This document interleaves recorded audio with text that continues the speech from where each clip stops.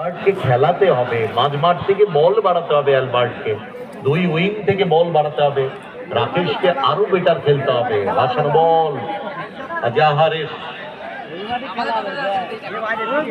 দুটো গোলের ক্ষেত্রেই কিন্তু ইব্রাহিমের ভুল ছিল। রানা আবারও ডেঞ্জার হতে পারত।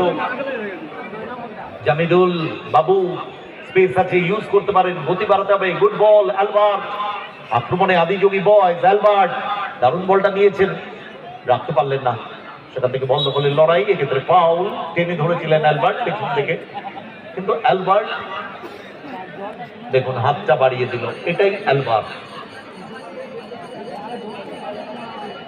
ঠিক নেওয়ার জন্য তৈরি আলতাফ হোসেন, টিম ক্যাপ্টেন। বাসানো বল, ভালো বেরিয়েছিলেন কিন্তু ওখানে